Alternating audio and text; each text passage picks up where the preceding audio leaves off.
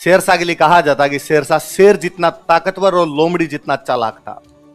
जगीरा की तरह कमीनापन कूट कूट के भरा हुआ था उसका। जगीरा से लड़ने की हिम्मत तो जुटा लोगे, लेकिन जगीरा से लड़ने का कमीनापन कहां से लाओगे? तो कमीना आदमी था शेरशाह वैसे।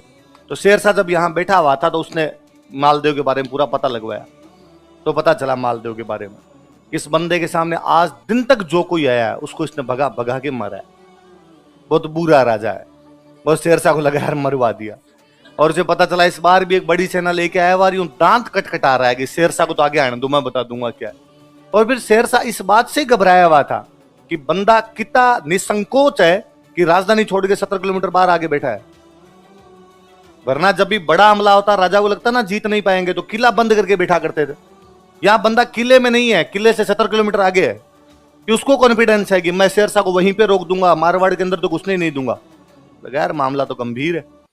और उसने कल्याणमल वीरमदेव को वापस बुलाया कि वो प्लान एक बार थोड़ा रिपीट करोगे तुम दोनों। उन्होंने कहा अरे सर सिंपल है, अपने तीनों लड़ेंगे, मालदेव को मार देंगे, कल्याणमल रख लेगा बीकानेर, वीरम को मिल जाएगा मेरता, आप रखना जोधपुर।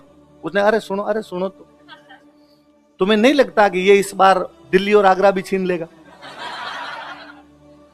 उसने नहीं सर ऐसा नहीं होगा, हम कह रहे हैं ना आपको। अरे कि तुम तो कोई मत, तुम दोनों को इसने जो भगा भगा के मारा था ना उसका वीडियो है मेरे पास। तुम्हारी धोतियां पीछे, तुम आगे थे दोनों। मंग तो शर्म नहीं आती? तुम कह रहे हो अपने मालदेव को हरा देंगे। उनका सर फिर भी सर ट्राई तो करके देख ही लेते हैं। उसने कहा होगी तुम्हारे ढंग से ट्राई, अब मैं ही करूंगा जो करना है वो। शेरशाह के लिए कहा जाता है कि शेरशाह शेर जितना ताकतवर और लोमड़ी जितना चालाक था।